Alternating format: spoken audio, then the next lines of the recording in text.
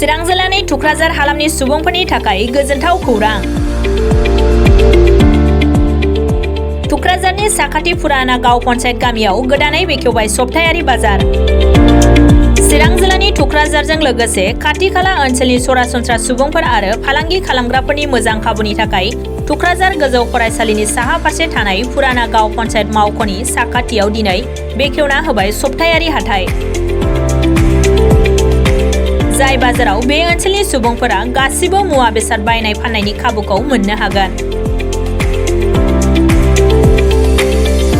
बे बाजारखौ सप्तानि मोनफ्रोम समबार आरो शुक्रबाराव खालामनाय जागोन होननानै बाजार कमिटिनिफ्राय मिथिहोदों। लोगोसे गोबाव समनिफ्रायनो बे ओनसोलाव मोनसे मोजां हाथाइसालिनि गोनांथि दंमोन।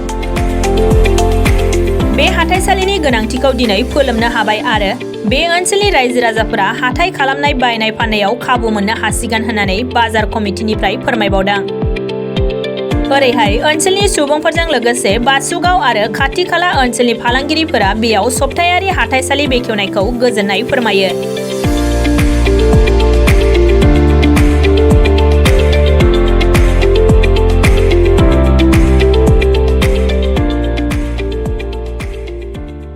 सिगाङावनो नोंथांमोनखौ नैबे फुंनि समायाव नैबे थुक्राझार विकलि बाजाराव नुजाफैनायनि थाखाय हामबाय होग्रोदों। बियो दिनैनिफ्राय जागायजेनबाय। नैबे थुक्राझार गामियाव बाजार नांगौनि गोनांथि दङमोन, नाथाय दिनैहाय बिखौ गमामायैनो जों जाफुंसारहोनो हाबाय। बियो सप्तायाव खननै बाजार जागोन, समबार आरो शुक्रबार। बे समबार आरो शुक्रबाराव रायजो राजाफोरखौ जाहाथे नोंथांमोननि जेनाखि सोलिबाय थानाय नांगौ जिनिसफोरखौ बे बाजाराव फैनानै बायफैनो हागोन आरो फानफैनोबो हागोन। बेयाव बिस्थिबार बाजार, जेरै सान्तिपुर बाजार, बेंटल बाजार जेरैबायदि जायो, बेबायदिनो थिग नैबे थुक्राझार बाजाराव समबार आरो शुक्रबाराव जि बेसादफोरखौ नांगौ बे बेसादफोरखौ मोननो हागोन।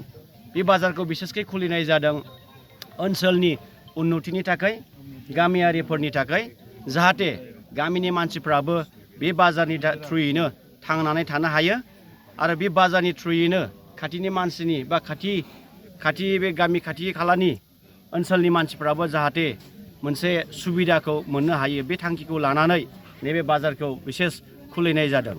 आरो BCDC हिसाबै, थुक्राझार BCDC हिसाबै मोनसेबो बाजार गैया, विकलि बाजारखौ मोननो हायाखैमोन। नाथाय गमामायै दिनै नैबे 2022नि दिनै 28 नभेम्बराव जोङो बे बाजारखौ दिनै जाफुंसार होनो हाबाय। सिगां समावबो बेयाव बाजार जादोंमोन? सिगां समावहाय जादोंमोन जानायालाय, खिन्थु माखासे उसुबिदानि थाखाय बे बाजारखौ बन्द' खालामफिननाय जादों। अखा दै बेफोरबायदि लोमनायनि थाखाय बेयाव खालामनाय जादोंमोन। नाथाय बेखौ बन्द' खालामफिननानै आरोबाव साबसिननिफ्राय हामसिन नैबे जायगाखौ जों मोननो हाबाय आरो जों बेखौ स्थायि भाबै बे बाजारखौ जों सोलिलांनो थाखाय जों सेस्था खालामदों। दिनै प्रथम दिनाव नोंथांमोना बबेनिफ्राय बेफारिफोरखौ लेंहरदों?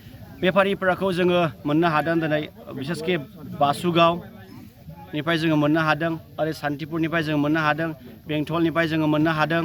दाब दाब जायगानिफ्राय जों बिथांमोनखौ दिनैहाय लैहोर लैहोर फैनानै मदद खालामफैनो हादों आरो बेबायदिनो दखना बाजारखौबो जों मोननो हादों। सापागुरिनिफ्राय फैदों आरो गुबुन गुबुन जायगानिफ्राय आरो इन फिउचाराव फैबावगोन। दिनै जास्ट मुखुलि हिसाबै माखासेया खबरफोरखौ मोनस्लाबनो हायाखै आरो बेबायदिनो फैगौ दिनफ्राव फाथो आरो बेबायदिनो सिबिं, बेसर बेफोरबायदिखौबो जों आसा खालामदों। गुबुन गुबुन बिथिंनि फालांगिरिफोरखौ बेहाय फैनो थाखाय मा खावलायो?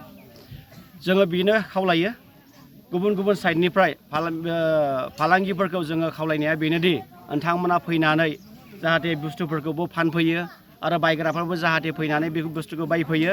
बेजों लोगोसे जोङो मोनसे कमिउनिकेसन, खाथि सोमोन्दोखौ जों जाहाथे लाखिनो हायो सुबुंफोरनि गेजेराव। दखान खुलिनानै दखानाथ' मोजाङैनो जागासिनो दङ दासान्दि।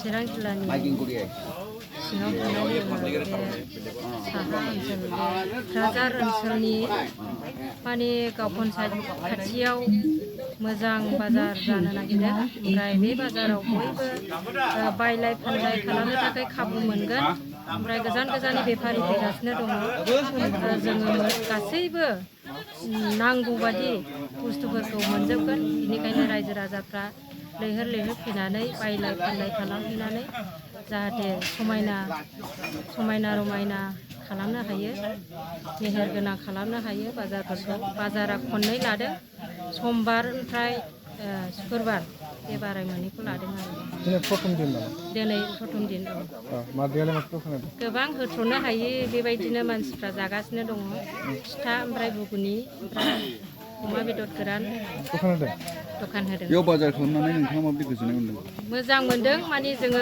गोजानाव थांनानै माने खरसफोरखौ लायनो गगोन खाथियावनो जोङो सुबिदा बायदि बायनो मोनगोन नांगौ बायदिखौ जोङो मोनगोन आरो मा फाननायखौ नुनो मोनदों मा फाननायखौ नुदों नोङो फाननायखौथ' गोबां नुबाय हनै बेफारिफ्रा माने फैगासिनो दङ बायदिसिना नांगौ बायदिखौनो मोनगोन থ্যাংক ইউ এইটো আগতে পুরান বাজার এটা আছিল এতিয়া আৰু নতুন বাজাৰ হৈছে আজিৰ পৰা আৰম্ভ হৈছে আৰু আমি সকলো হাটুৱা বাসুগাঁও বাজাৰ কমিটিৰ সকলো হাটুৱা ইয়াত আহি উপস্থিত হৈছোঁ আৰু সকলো আমি শান্তিপূৰ্ণভাৱে বাজাৰ কৰিম বুলি আশা কৰিছোঁ আজিৰ পৰা আমি আজিৰ পৰা সকলো শান্তিপুৰ নিশাতা আউজাৰ বেংতল বাজাৰ নিচিনা এতিয়াও বাজাৰ কৰিম কেনেকুৱা হৈছে এইটো বাজাৰ বাজাৰটো ভাল লাগিছে এৰিয়াটো ভাল আৰু বাজাৰটো ভাল হ'ব আমি আশা কৰিছোঁ বাজাৰটো ভাল হ'ব ৰাস্তা অহাটো কেনেকুৱা ৰাস্তাৰ কোনো অসুবিধা নাই ৰাস্তাৰ কমিউনিকেশ্যন ভালে আছে কোনো অসুবিধা নাই চবফালে ভাল কোনফালে আহি এইফালে আমি আহিছোঁ বামনগাঁও হৈ